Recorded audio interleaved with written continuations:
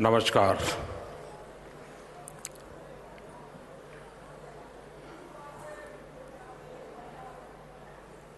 एक अद्भुत दृश्य मेरे सामने है।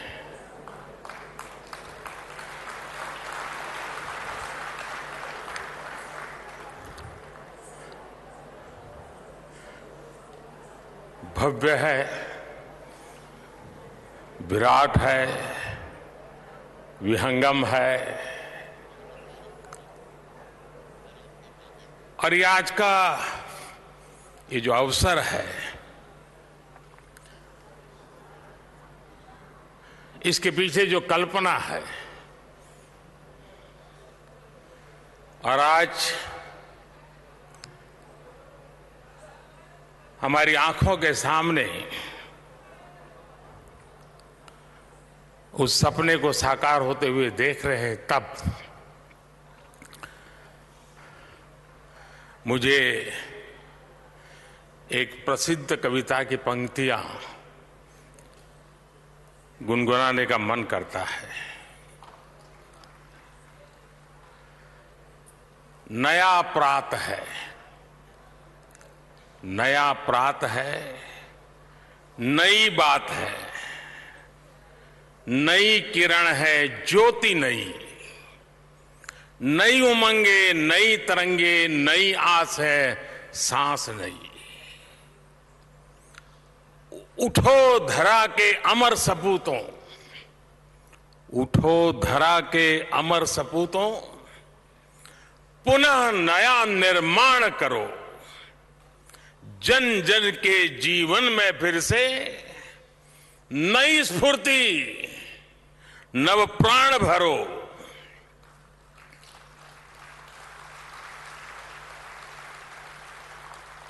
आज के ये दिव्य और भव्य भारत मंडपम, उसे देख करके हर भारतीय खुशी से भर रहा है, आनंदित है और गर्व महसूस कर रहा है। भारत मंडपम आह्वान है भारत के सामर्थ्य का, भारत की नई ऊर्जा का। भारत मंडपम दर्शन है और भारत की भव्यता का और भारत की इच्छा शक्ति का।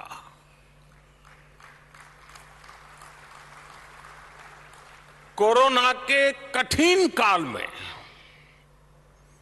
जब हर तरफ काम रुका हुआ था, हमारे देश के श्रमजीवियों ने दिन रात मेहनत करके इसका निर्माण पूरा किया है।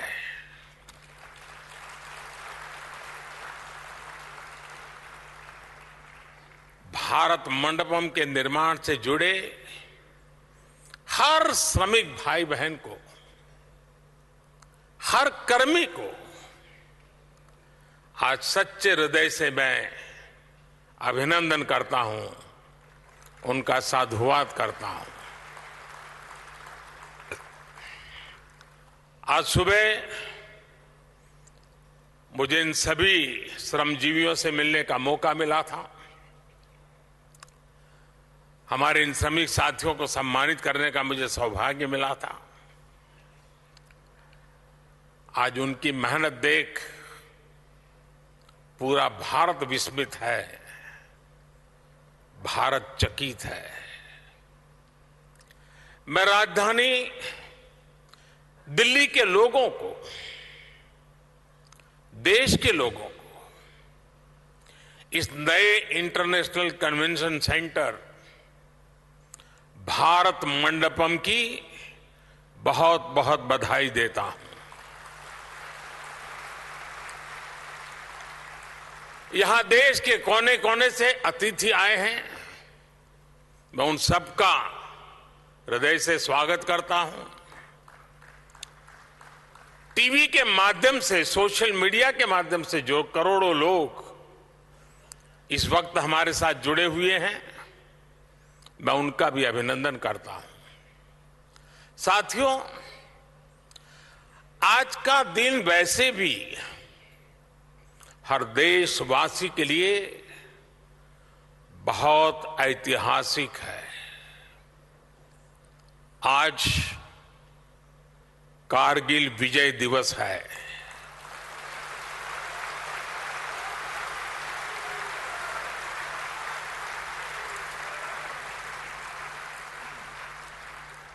देश के दुश्मनों ने जो दुस्साहस दिखाया था, उसे मां भारती के बेटे बेटियों ने अपने पराक्रम से परास्त कर दिया था।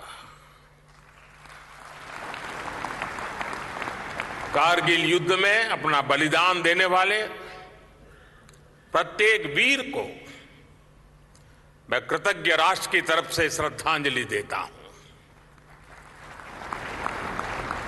साथियों, भारत मंडपम के इस नाम के पीछे, और जैसा अभी पीयूष जी ने बताया, भगवान बसवेश्वर के अनुभव मंडपम की प्रेरणा है। अनुभव मंडपम यानी वाद और संवाद की लोकतांत्रिक पद्धति। अनुभव मंडपम यानी अभिव्यक्ति, अभिमत।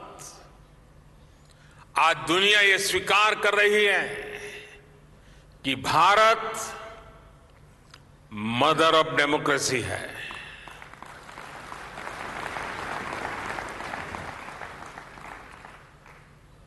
तमिलनाडु के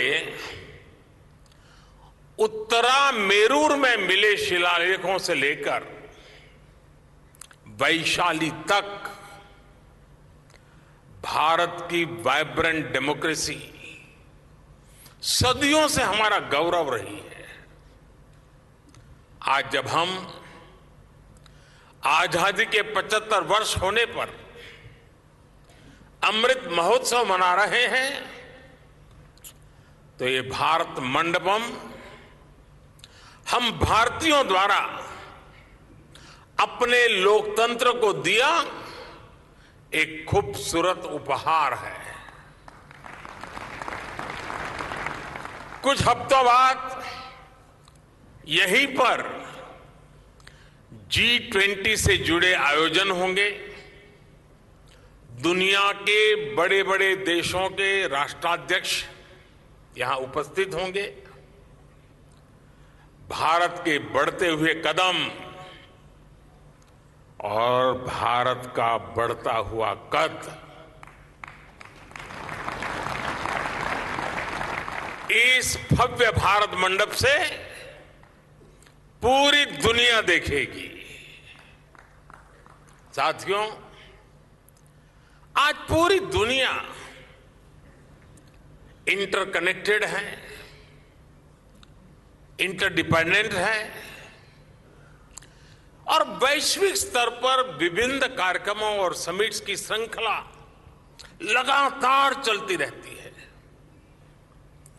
ऐसे कार्यक्रम कभी एक देश में तो कभी दूसरे देश में होते हैं। ऐसे में भारत में, देश की राजधानी दिल्ली में अंतर्राष्ट्रीय स्तर का एक कन्वेंशन सेंटर होना बहुत ही जरूरी था। यहां जो व्यवस्था थी, जो हॉल्स थे, वो कई दशक पहले यहां बने थे। पिछली शताब्दी की वो पुरानी व्यवस्था 21वीं सदी के भारत के साथ कदमताल नहीं कर पा रही थी। 21वीं सदी के भारत में हमें 21वीं सदी की आवश्यकताओं को पूरा करने वाला निर्माण करना ही होगा।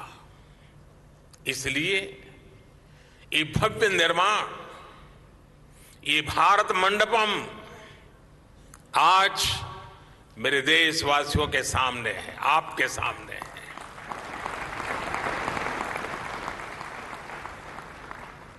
भारत मंडपम देश विदेश के बड़े बड़े एग्जीबिटर्स को मदद करेगा। भारत मंडपम देश में कॉन्फ्रेंस टूरिज्म का बहुत बड़ा जरिया बनेगा। भारत मंडपम हमारे स्टार्टअप्स की शक्ति को शोकेस करने का माध्यम बनेगा। भारत मंडपम हमारे सिनेमा जगत, हमारे आर्टिस्ट के परफॉर्मेंस का साक्षी बनेगा। भारत मंडपम हमारे हस्तशिल्पियों, कारीगरों, बुनकरों के परिश्रम को प्लेटफॉर्म देने का एक महत्वपूर्ण माध्यम बनने वाला है। और भारत मंडपम आत्मनिर्भर भारत और वोकल फॉर लोकल अभियान का प्रतिबिंब बनेगा। यानी इकोनॉमी से इकोलॉजी तक, ट्रेड से टेक्नोलॉजी तक, ऐसे हर आयोजन के लिए ये विशाल परिश्रम और ये विशाल परिसर, ये भारत मंडपम बहुत बड़ा मंच बनेगा। साथियों, भारत मंडपम जैसी इस व्यवस्था का निर्माण कई दशक पहले हो जाना चाहिए था,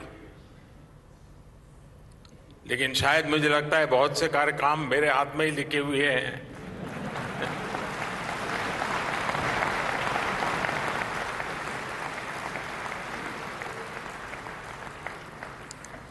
और हम देखें, दुनिया में किसी देश में अगर एक ओलंपिक समिट होता है, पूरी दुनिया में उस देश का प्रोफाइल एकदम से बदल जाता है। आज के विश्व में इन चीजों का महात्म्य बहुत बड़ा हो गया है और देश का प्रोफाइल भी बहुत मायने रखता है। और ऐसी ही व्यवस्थाएं हैं जो कुछ न कुछ उसमें वैल्यू एडिशन करती है। लेकिन हमारे देश में कुछ अलग सोच के लोग भी हैं। नकारात्मक सोच वालों की कोई कमी तो है नहीं हमारे यहां। इस निर्माण को रोकने के लिए भी नकारात्मक सोच वालों ने क्या क्या कोशिशें नहीं की। खूब तूफान मचाया गया, अदालतों के चक्कर काटे गए। लेकिन जहां सत्य होता है वहां ईश्वर भी होता है।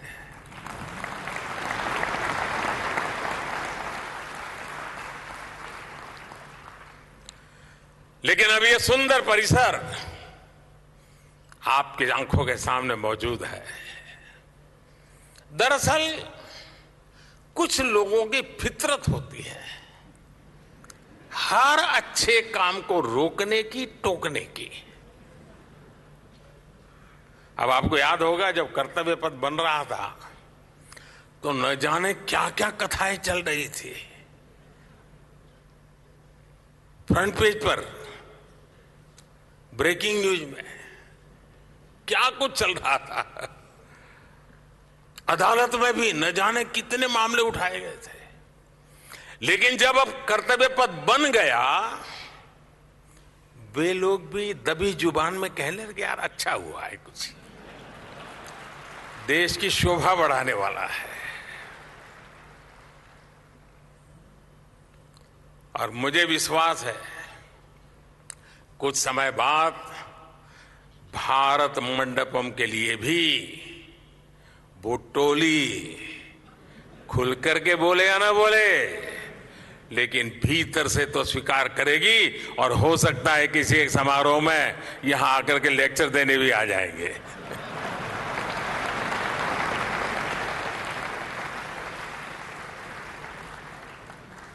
फ्रेंड्स, कोई भी देश हो, कोई भी समाज हो, वह टुकड़ों में सोचकर, टुकड़ों में काम करके आगे नहीं बढ़ सकता।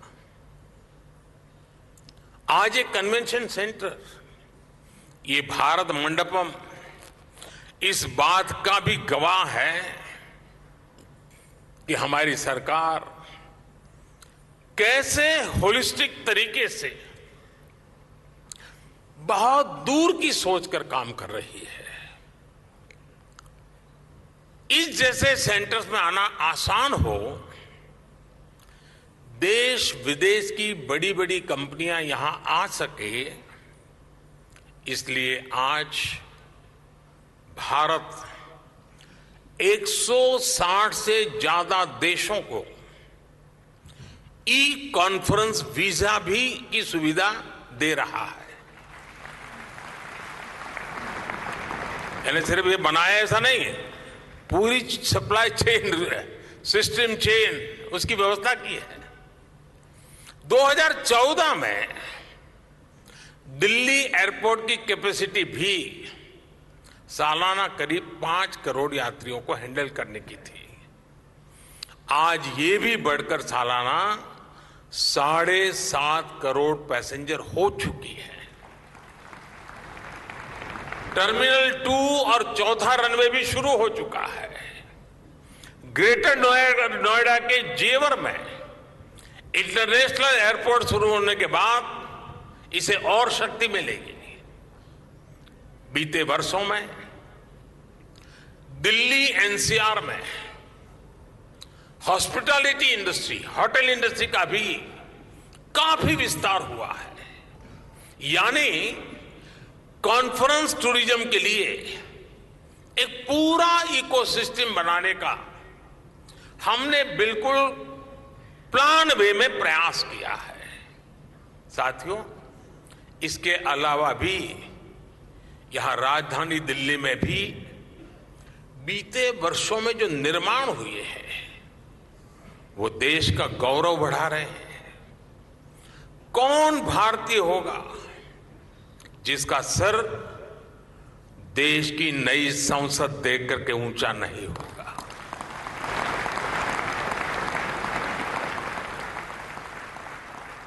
आज दिल्ली में नेशनल वॉर मेमोरियल है, पुलिस मेमोरियल है, बाबा साहब आंबेडकर मेमोरियल है। आज कर्तव्य पथ के आसपास सरकार के आधुनिक ऑफिसेस, दफ्तर, उस पर बहुत तेजी से काम चल रहा है। हमें वर्क कल्चर भी बदलना है, वर्क एनवायरनमेंट भी बदलना है। आप सबने देखा होगा प्राइम मिनिस्टर्स म्यूजियम से आज नई पीढ़ी को देश के सभी पूर्व प्रधानमंत्रियों के बारे में वहां जानने का मौका मिल रहा है। जल्द ही दिल्ली में, और ये भी आप लोगों के लिए खुशखबरी होगी, दुनिया के लिए भी खुशखबरी होगी, जल्द ही दिल्ली में दुनिया का सबसे बड़ा, और जब मैं कहता हूं दुनिया का सबसे बड़ा, मतलब दुनिया का सबसे बड़ा, दुनिया का सबसे बड़ा म्यूजियम युगे युगीन भारत भी बनने जा रहा है।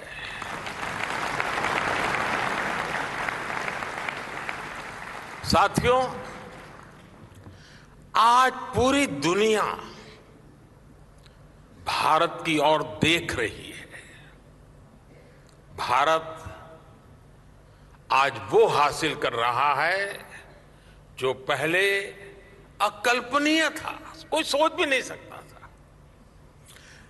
विकसित होने के लिए हमें बड़ा सोचना ही होगा, बड़े लक्ष्य हासिल करने ही होंगे। इसलिए think big, dream big, act big, इस सिद्धांत को अपनाते हुए भारत आज तेजी से आगे बढ़ रहा है। और कहा भी गया है, इतने ऊंचे उठो कि इतने ऊंचे उठो कि जितना उठा गगन है। हम पहले से बड़ा निर्माण कर रहे हैं, हम पहले से बेहतर निर्माण कर रहे हैं, हम पहले से तेज गति से निर्माण कर रहे हैं। पूर्व से लेकर पश्चिम तक, उत्तर से लेकर दक्षिण तक भारत का इंफ्रास्ट्रक्चर बदल रहा है। दुनिया का सबसे बड़ा सोलर विंड पार्क आज भारत में बन रहा है। दुनिया का सबसे ऊंचा रेल ब्रिज आज भारत में है। 10,000 फीट से अधिक की ऊंचाई पर दुनिया की सबसे लंबी टनल आज भारत में है। दुनिया की सबसे ऊंची मोटरेबल रोड आज भारत में है। दुनिया का सबसे बड़ा क्रिकेट स्टेडियम आज भारत में है। दुनिया की सबसे ऊंची प्रतिमा आज भारत में है। एशिया का दूसरा सबसे बड़ा रेल रोड ब्रिज भी भारत में है। आज भारत दुनिया के उन देशों में है जहां ग्रीन हाइड्रोजन पर इतना बड़ा काम हो रहा है। साथियों, आज हमारी सरकार के स्तंभ और पिछले टर्म के कार्यों का परिणाम पूरा देश देख रहा है। आज देश का विश्वास पक्का हो गया है कि अब भारत की विकास यात्रा रुकने वाली नहीं है।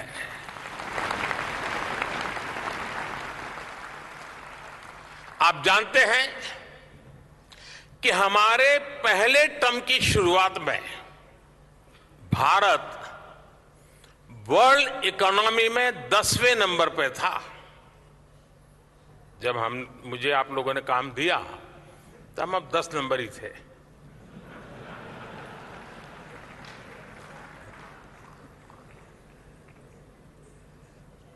दूसरे टर्म में आज भारत दुनिया की 5वीं सबसे बड़ी इकोनॉमी है।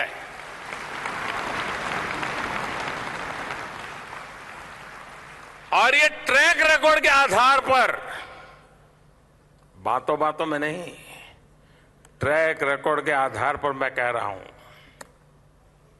मैं देश को यह भी विश्वास दिलाऊंगा कि तीसरे टर्म में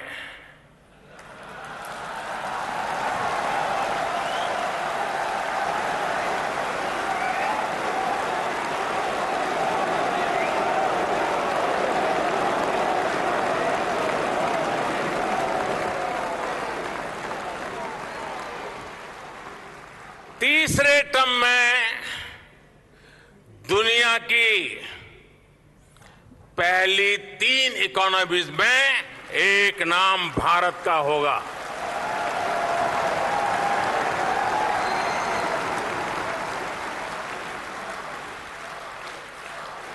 यानी तीसरे टर्म में पहली 3 इकोनॉमी में गर्व के साथ हिंदुस्तान खड़ा होगा। दोस्तों,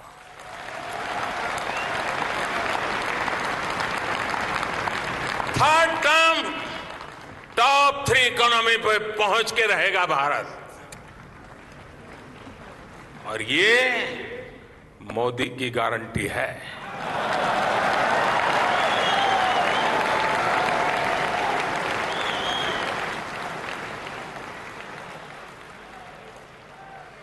मैं देशवासियों को यह भी विश्वास दिलाऊंगा कि 2024 के बाद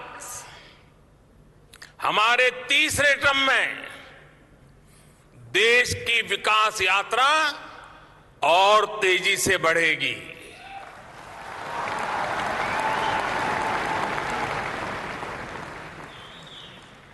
और मेरे तीसरे कार्यकाल में आप अपने सपने अपनी आंखों के सामने पूरे होते देखेंगे।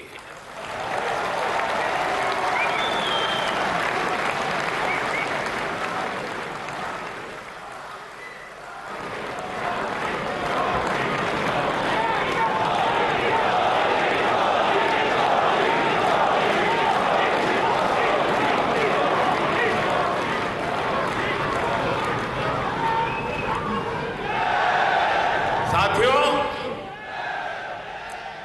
आज भारत में नवनिर्माण की क्रांति चल रही है। बीते 9 साल में भारत में आधुनिक इंफ्रास्ट्रक्चर के निर्माण के लिए करीब करीब 34 लाख करोड़ रुपए खर्च किए गए हैं। 34 लाख करोड़। इस साल के बजट में भी कैपिटल एक्सपेंडिचर 10 लाख करोड़ रुपए रखा गया है। नए एयरपोर्ट, नए एक्सप्रेसवे, नए रेल रूट, नए ब्रिज, नए अस्पताल। आज भारत जिस स्पीड और स्केल पर काम कर रहा है, यह वाकई अभूतपूर्व है। 70 साल में, ये और मैं किसी की आलोचना करने के लिए नहीं कह रहा हूं, लेकिन हिसाब किताब के लिए कुछ रेफरेंस जरूरी होता है।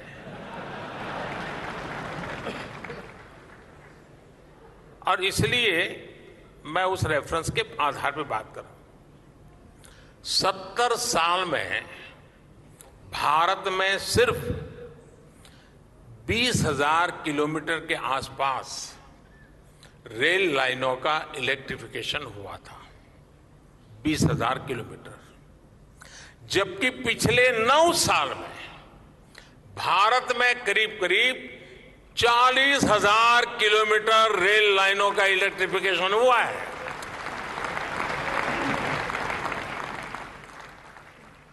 दो 2014 से पहले हमारे देश में हर महीने सिर्फ 600 मीटर, किलोमीटर मत समझना, सिर्फ 600 मीटर नई मेट्रो लाइन बिछाई जा रही थी। आज भारत में हर महीने 6 किलोमीटर नई मेट्रो लाइन का काम पूरा हो रहा है।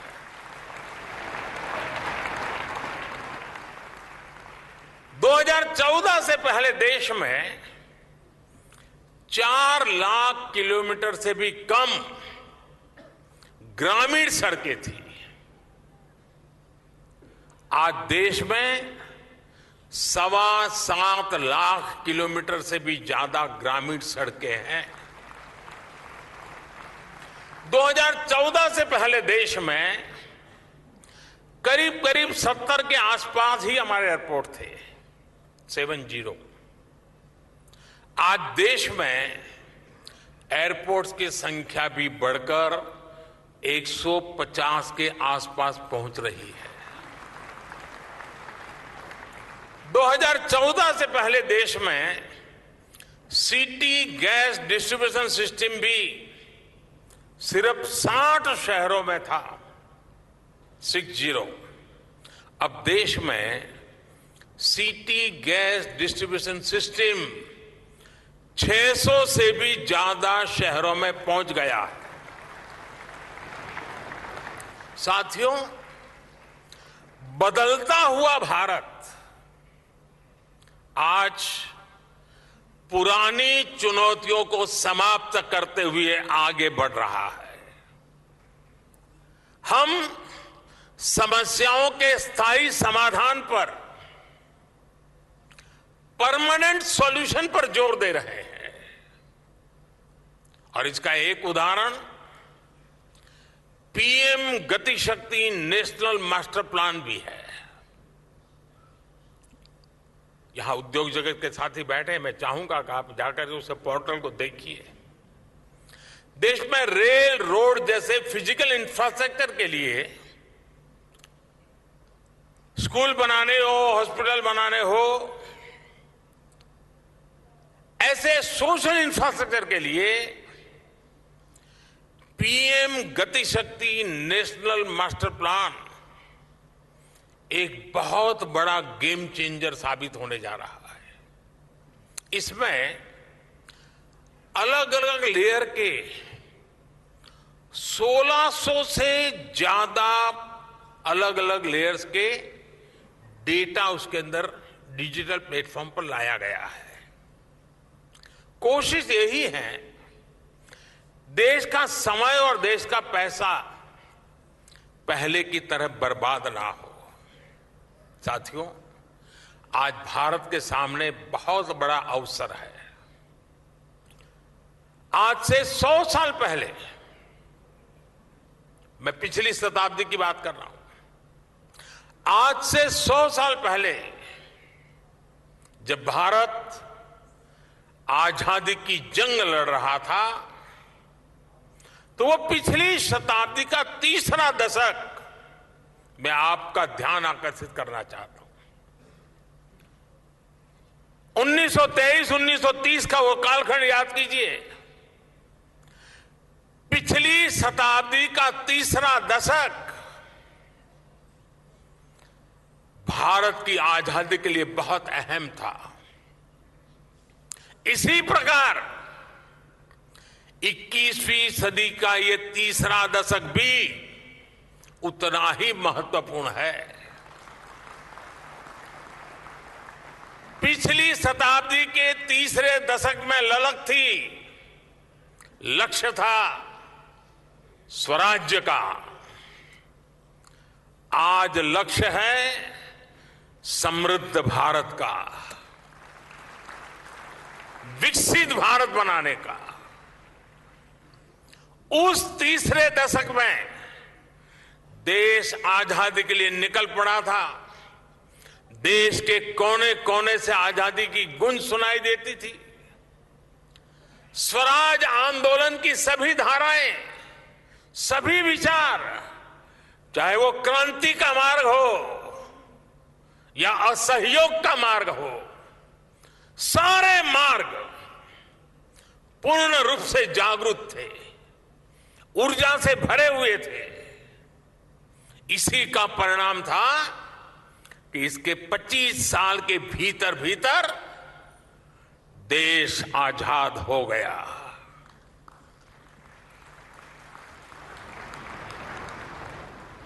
आजादी का हमारा सपना साकार हुआ और इस शताब्दी के इस तीसरे दशक में हमारे सामने अगले 25 साल का लक्ष्य है। हम समर्थ भारत का सपना लेकर,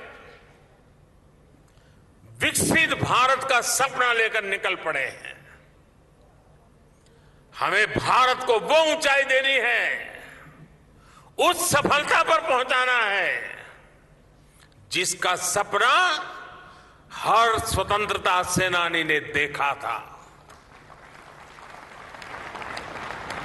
हमें इस संकल्प की सिद्धि के लिए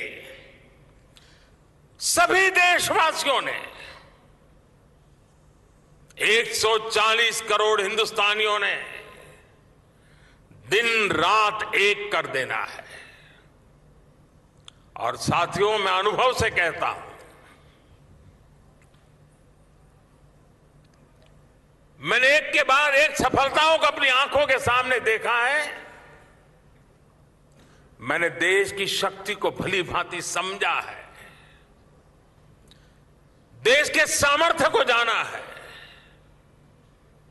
और उसके आधार पर मैं कहता हूं, बड़े विश्वास से कहता हूं, भारत मंडपम में खड़े होकर के ये सुख के जनों के सामने कहता हूं, भारत विकसित हो सकता है, अवश्य हो सकता है। भारत गरीबी दूर कर सकता है, जरूर कर सकता है। और मेरे इस विश्वास के पीछे जो आधार है वो भी मैं आज आपको बताना चाहता हूं। नीति आयोग की रिपोर्ट में सामने आया है कि भारत में सिर्फ 5 साल में 13.5 करोड़ लोग गरीबी से बाहर निकले हैं। 5 साल में। और भी अंतर्राष्ट्रीय एजेंसियां भी ये कह रही हैं कि भारत में अति गरीबी जो है, एक्सट्रीम पॉवर्टी, वो खत्म होने के कगार पर हो रहे हैं। यानी बीते 9 वर्षों में देश ने जो नीतियां बनाई है, जो निर्णय लिए हैं, वो देश को सही दिशा में ले जा रहे हैं। साथियों, देश का विकास तभी हो सकता है जब नीयत साफ हो, नीति सही हो, देश में सार्थक परिवर्तन लाने के लिए उपयुक्त नीति हो। भारत की प्रेसिडेंसी के दौरान पूरे देश में हो रहे G20 के आयोजन भी इसका एक प्रेरक उदाहरण है। हमने G20 को सिर्फ एक शहर, एक स्थान तक सीमित नहीं रखा। हम G20 की बैठकों को देश के 50 से ज्यादा शहरों में ले गए। हमने इसके माध्यम से भारत की विविधता को शोकेस किया है। हमने दुनिया को दिखाया कि भारत की सांस्कृतिक शक्ति क्या है, भारत की विरासत क्या है, विविधताओं के बीच भी भारत किस प्रकार से प्रगति कर रहा है, भारत किस प्रकार से विविधता को सेलिब्रेट करता है। आज दुनिया भर से लोग इन आयोजनों में हिस्सा लेने के लिए भारत आ रहे हैं। G20 की बैठकों के लिए अनेक शहरों में नई सुविधाओं का निर्माण हुआ, पुरानी सुविधाओं का आधुनिकीकरण हुआ। इससे देश का फायदा हुआ, देश के लोगों का फायदा हुआ। और यही तो सुशासन है, यही तो गुड गवर्नेंस है। नेशन फर्स्ट, सिटीजन फर्स्ट की भावना पर चलते हुए ही हम भारत को विकसित भारत बनाने वाले हैं। साथियों, इस महत्वपूर्ण अवसर पर आप सबका यहां आना, ये अपने आप में आपके दिल के कोने में भी भारत के ये जो सपने पड़े हैं ना, उन सपनों को खाद पानी देने का ही अवसर है जी।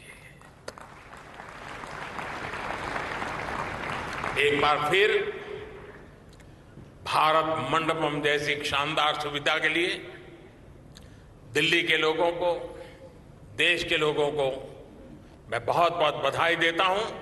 और इतनी बड़ी तादाद में आप आए, मैं आपका फिर से एक बार स्वागत और अभिनंदन करता हूं। धन्यवाद।